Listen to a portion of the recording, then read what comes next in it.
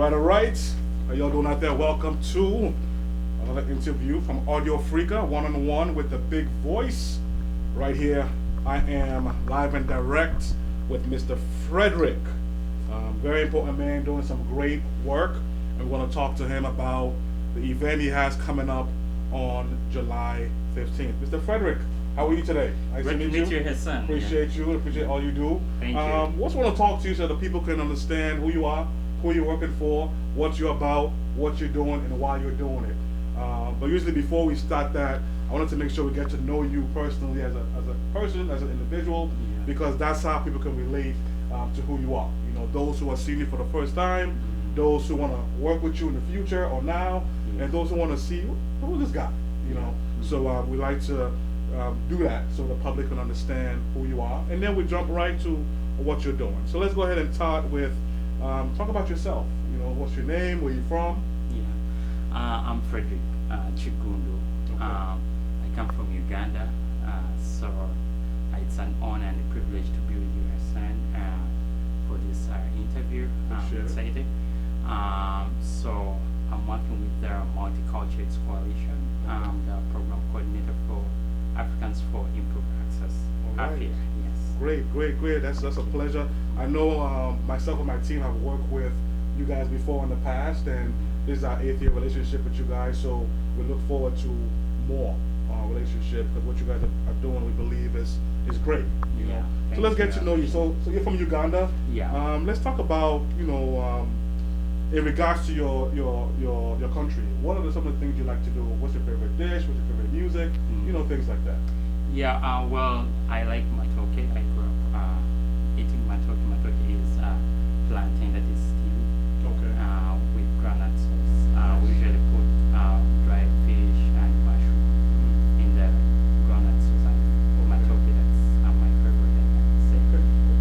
Every time I go to Uganda, that's the first thing I think about. Yeah. Okay. So with that, do you know how to make it yourself? Or Yeah. Oh, you do? Okay. I grew up in the kitchen. Okay. I had a sister who was young, so I had a lot of cooking. Yeah. Sometimes that's how it is. Yes. That's great. So in that particular region where you're from, what are the languages that you speak? I'm in Uganda, so we speak Uganda. Okay. It's a Bantu tribe. Most of the tribes in Central Africa are from the Bantu, so Okay. I speak Uganda, but I also speak a little Swahili, because that's the language that connects all of us East Africans. Okay. And I also learned German when I was in school. Okay. So I speak Okay. German. So I know like most of the countries now in Africa, you know, even though they have their own tribal languages, but they're more speaking more of the Western world, like English or French. Has that impact the country you're from, you think? Yeah, because Uganda was colonized by the British, so Right. the mode of communication in school is English. Okay. But because most of their economic business of the country is in the central region, where Luganda is the main language spoken, so most Okay. people know Luganda, even Okay. people from other tribes. They know Luganda because knowing Luganda connects you to doing business here. Okay, great. I know that's a big question, because of course a lot of people want to know why we speak other languages besides our own. You know, and that's something, so that we appreciate you telling us that. Now, as you know, we are a media company. People out there who know about us, they also know that we also like to, play music, support artists. So let's go to you. Who are your favorite artists? What's your favorite kind of music? You know. Well, I think that's a mixture. Right now, I'm a gospel fan, but I grew up listening to Lingala, mainly from Congo, because most of the famous artists we knew back then were from Congo. Okay. And of course, there are other local artists in Uganda. Their music that I literally like, but I think I don't have like a particular kind that I love, but I just go with the flow. Okay, so you go with the flow. Any favorite kind of African movies or anything like that? I think Last King of Scotland. I think most of you have watched Idi Amin. Right. Yeah, but I'm not so much of a movie fan, but I don't mind watching movies. Okay, Yeah. great. So in regards to what you do here, let us know about the company. What's the company name and your position, and how you got into this particular company? This is the Multicultures Coalition, and it has different organizations that are under it, and AFIA, Africans for Improved Access, is one of them, in which I'm the program coordinator. So we basically do health promotion, especially HIV and STD prevention and screenings. We help with health insurance referrals. So our work entails mostly things to do with HIV prevention and promotion, and we target the African immigrant community, the AFIA program. Yes. But the Multicultures Coalition reaches to the Spanish-speaking people, the Native African Americans here, the whites. Yeah, but the AFIA program mainly goes for the African immigrant. Wow, that's great. I know that since we've been working with you guys, going about 8 years now. I got introduced to this through Chioma. Chioma used to be one of the hosts of our radio program called the African Kitchen. Awesome. She's a great friend of ours and a great friend of mine. So I'm pretty well known about about the program, and I think it's a great program. I know, especially being African, being African in our culture, it's a taboo to even discuss about sexuality. Yeah. So imagine discussing about, do I have a disease? Do I want to test myself for a disease? Yeah. Do I want to know? Yeah. And it's really something that I think that we need to do more of. Yes. I know our community is very scared to find out, but I think you guys have come up with a creative way, because soccer is a big deal in Africa, that's so true. Yeah. either back home or here. But before we get to the event, let's talk about more of what you do. If people are watching or will be watching or listening and say, well, what they're doing is great, I'm a little bit nervous. I may want to go, may want to get tested, but I'm a little bit scared, because this is something that I can't even discuss it to my parents, to my family, to my kids. To those people who are a little bit on the edge, what will you tell them? You say, you know what, it's okay, come. What would you say to them to give them a little ease for them to be able to come and find out? Because it's good to know. Actually, one of the things I wanted to mention in the first place, the AFIA program is the first program in the whole of Massachusetts to address HIV in the African immigrant population. So I believe they've done a lot of groundbreaking work, and we know, especially we from Africa, that stigma is one of the biggest hindrances for us to come out and get to know our health and get to know our status. So, but the most important thing is knowing where you're standing as an individual. As much as there are other ways in fighting HIV and addressing issues concerning sexually transmitted diseases, the first and foremost thing is to test to know your status. Yes. That's the groundwork. So once you've done that, then you can build on to seeing how you can protect yourself, see how you can help in preventing the spread of HIV and other diseases of the address. Great. So people should be. Yes, I know it's not in our culture to talk about sex, talk about sexual health, to know our HIV status, but there are so many messages out there on prevention, on promoting health, but all that cannot be of good help until someone actually tests and finds out their health status. So that's always the primary thing, and I always encourage people to go for it, because just like you go for your physical, once you enter the hospital, they will check for your temperature, they will check for your weight and all that kind of stuff, even though that's not what took you there. So because the system has normalized checking for pressure, temperature, in the same way we want to normalize testing HIV, so that when it's normal, you don't feel like, oh, people might think maybe I'm having HIV or I'm living a promiscuous life. No, you can just normalize it. It's part of life, and it's good to know your past status. That's very true, and the message out there to all those watching and listening and we watching is, it's good to know.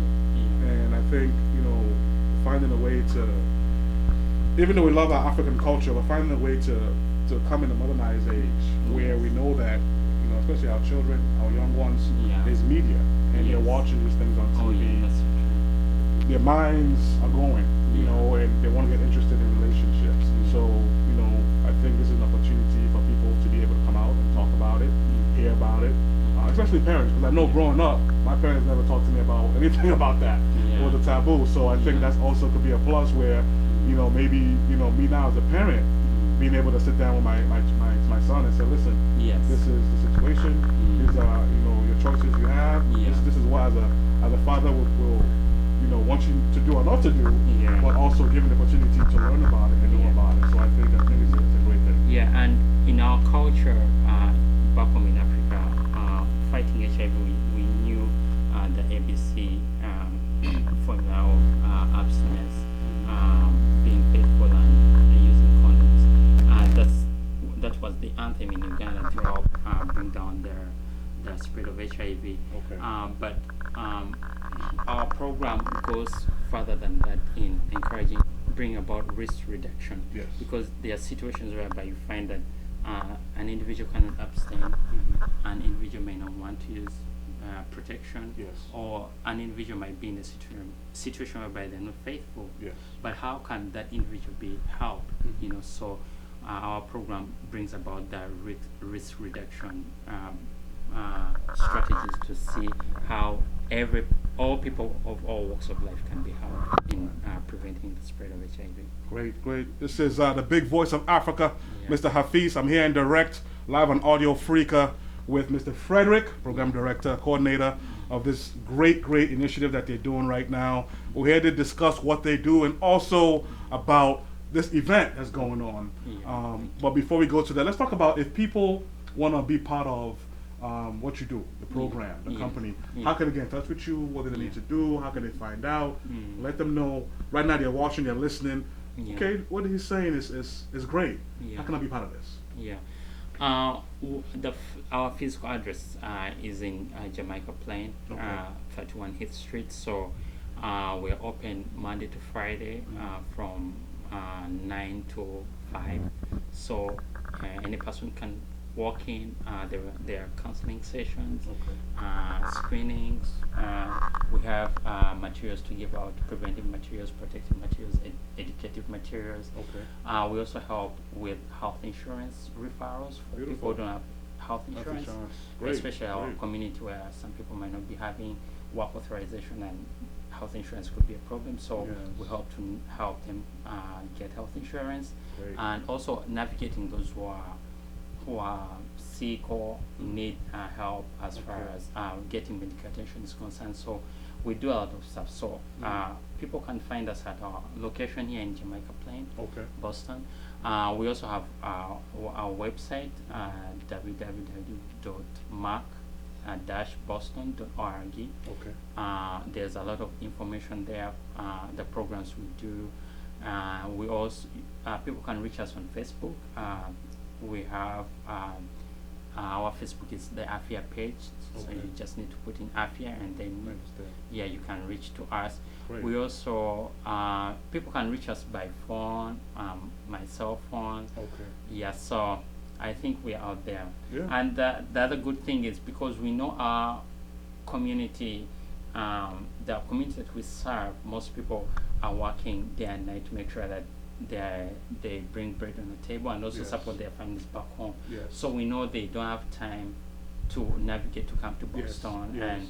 and most of them it's because back home where they grew up from, health promotion, health wasn't the most important thing. So Yes. they Yes. feel like they don't necessarily need to go for medical appointments and all that kind of stuff. So Right. what we do is we try to bring our services to where the people are. Great. So we usually reach out to people in churches, reach out to African activities that are taking place in different communities. We always make sure that we get to where the people are and we bring the services to them, because we know it takes a while for people to see health as a priority, Right. because most of them, for sure, it's the financial bit where they prioritize Right. More most that. of their hours. Wow, Yes. that's great. I mean, it's like you're a one-stop shop for everything, helping the community. So we definitely commend you for that. It's very hard, especially in the African community, to bring everybody together when it comes to our health. So Yes. that's an amazing thing, and I congratulate you guys, and we pray that you guys continue to have success in what you do and helping our community.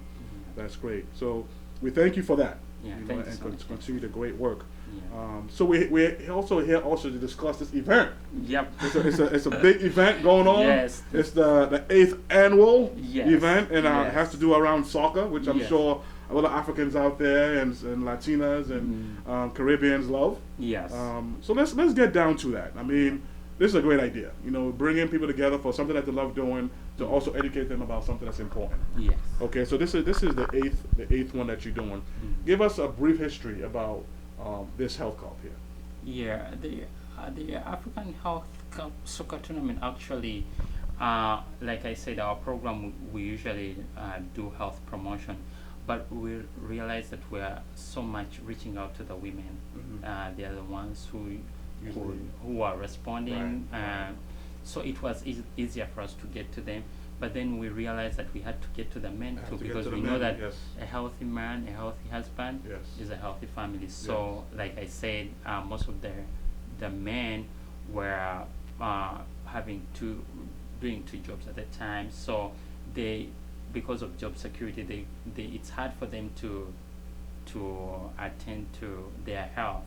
But then they do have time for soccer. Yes. You'll find them during the weekends going to soccer fields, interacting with other, Yes. with their friends, supporting teams that are playing. So we realized that probably we can reach the men Right. using soccer. So the AFIA program team started going out to different communities where there were big African communities like Lynn, Waltham, Worcester, Law. Yes. So they met with community leaders there, and people who had already been organizing soccer tournament. I think there was the World Cup soccer tournament in Law and Worcester. So they came together and they brainstormed and see how they can put together a health soccer tournament. Great. Yeah, in that the program could reach to the soccer players and the coaches, because in the African setting, the coaches have an authoritative voice Yes. to most people. So through the coaches, the program, so that it could reach the players could get a health educative session, and also do screenings, and also the people who come to watch the games, they come with their families, but the women, the children, the youth who come to participate in part of the tournament, it would be a good opportunity for them to know about HIV, Beautiful. get their screenings, and be educated and be helped. Great. Yeah. Well, that was one of the questions was why should people participate in this event? So I believe you answered that question. So we thank you for that. So let's explain about how the tournament works. Yeah. How do people get involved? Is it too late to get involved now? Or what's the process of it right now? Yeah, usually we begin planning for the soccer tournament in January. We have because it's a one-day tournament. We know there are so many soccer teams in around Massachusetts. So what we do is it's a first come first serve. Our registration is $100. So the first 12 teams to register, they are the ones that take part in the tournament. And what we are working on right now is to, I thank you that you've come to publicize it more, so that more communities can be aware of the soccer tournament. So basically we have 12 teams. So once those teams identified, we start the planning process. We do the plannings once every month from around February to June. So we have one planning meeting for every month. So during those planning meetings, the teams go through the rules of the tournament, what is required. We choose a date, we choose a venue.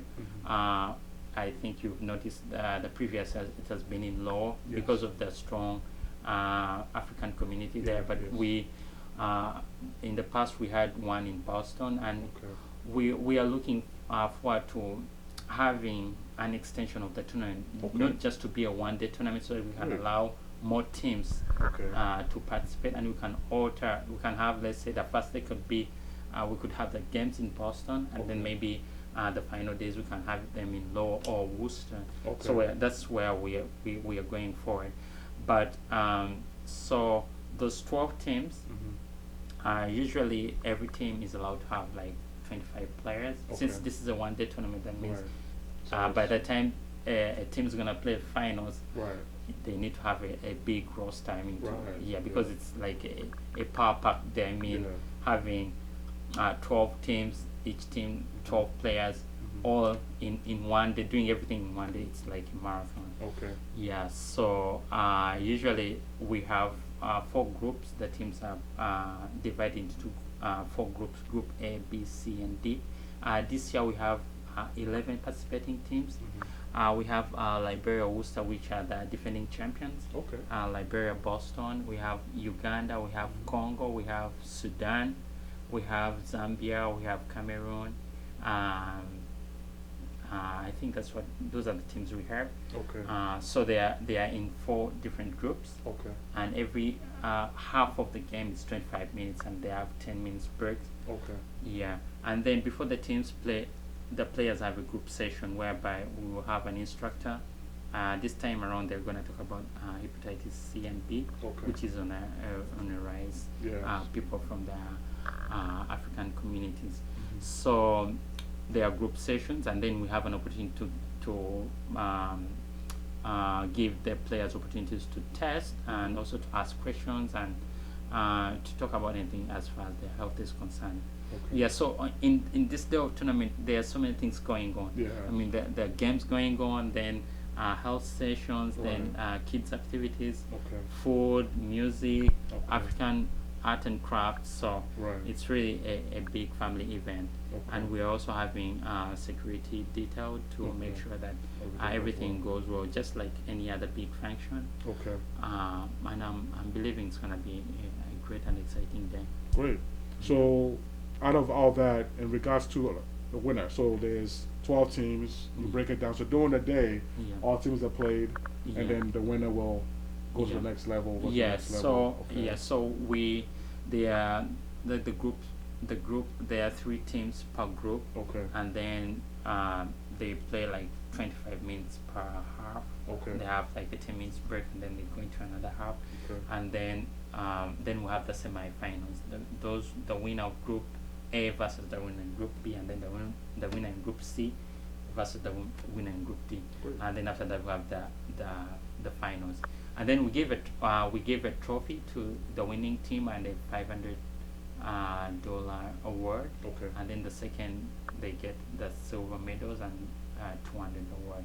Okay. We also gave an award to the best disciplined team, Nice. and also the most valuable player. Nice. And also we have a guest speaker who comes and talks about something that is of interest to the African community. Okay. Yes. Okay, great. I mean, it sounds like a great time. You guys have really done a great job organizing it, and of Yeah. course, we want to make sure all the Africans, Caribbeans, Latinos, everybody Yes. who love soccer. Yeah. Even though you may not be able to participate this year, but there's always Yeah. next year. Yes. But come out and support Yeah. July 15th. So Yeah. I'm gonna give you that chance now. Let the people know Mhm. why they should come, why they should be there, why they should support Mhm. on July 15th. Yeah. The other thing I wanted to talk about actually is we do have vendors on the day. Okay. Especially African businesses and Okay. any other person who may want to reach out to the Africans. Okay. You can always contact us and you can vend on that day. So that would be a great Yes, thing. definitely great. If as a vendor, you can get your product out there. Yes. So if you're a vendor, Yeah. make sure you contact them as well. Yeah. Just the final word. I just wanna thank you, Hassan, for bringing us on Audio Africa, and this is a great privilege. I just want to voice out to all people of all walks of life, especially those from Africa. Come, be part of the African Soccer Tournament. Bring your families, bring your kids. It's gonna be a great day. Come cheer your team, cheer your country, Yes. represent your country. I know we're gonna have a great day. We're gonna have fun, and also remember, this is a health promotion event. At the Yes. end of the day, we want to make sure that everyone is healthy and safe. So come ready to test, know your status. Yes. We know this event, we've been watching over the years, there have been more people testing. Great. That means the event is helping to reduce on the stigma that's associated with Yes. HIV. So Yes. come ready to test. There will be mobile vans Okay. that will provide screenings for HIV, STDs, chlamydia, gonorrhea, and syphilis. We also partner with Lowell Community Health Center, Okay. and they also do blood screenings, glucose level screenings. They check. Wow. There's a lot that's going on. That's Yes. great. Yes. That's So great. I think it's going to be a great way of Yeah. people coming together, Yeah. enjoying themselves. Well, it is because believe me, I mean, I know. Let's picture the fact of after the test. See, that's what people sometimes they get it mixed up because people are nervous. So, I don't want to go checked in. So imagine after you're checked and you know that you're okay, how happy and how excited you are. Yeah, So and that's amazing because once you know your status, it gives you the incentive to be more conscious about your Yes, health. yes. You know, now that I know my status, I'm gonna Right. make sure that I do everything that I can to make sure that I exactly, remain be safe. more careful. Yeah. Yeah. So just imagine that feeling and say, you know what, I want that feeling, and come to this event and be tested. So we definitely appreciate you and your team having us. Yeah, thank you We so thank much. you. Yeah. Make sure the 15th, July 15th, 8th annual African Health Cup soccer tournament going down in Lowell. You can visit their Facebook page and their website as well. We're definitely very proud of the work you guys are doing. Thank you so African much. Radio and Audio Freak will always be you guys' partners. Yeah. And you have our support. Of course, we'll be there as well to Yeah. support you guys also in the morning as well.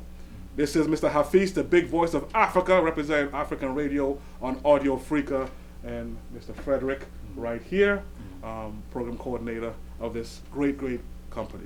All right. Any last word before we go? Yeah, I just want to send a token of thanks to my director, Chioma, who has been of great help. I also want to thank Augustus Warrior, one of the founding members of the African Health Cup. Yes. Has been a great mentor to me, and my colleague, Sadie Slopedo. Okay. Yeah, she's been amazing during this journey. And also I want to thank all the coaches, players, and everyone who's been part of this and who is spreading out the word. We greatly appreciate, and we are grateful that, and we are sure that this is going to be a great and interesting day. Beautiful. Thank you guys for watching and listening, and have a great day. Thank you. Peace.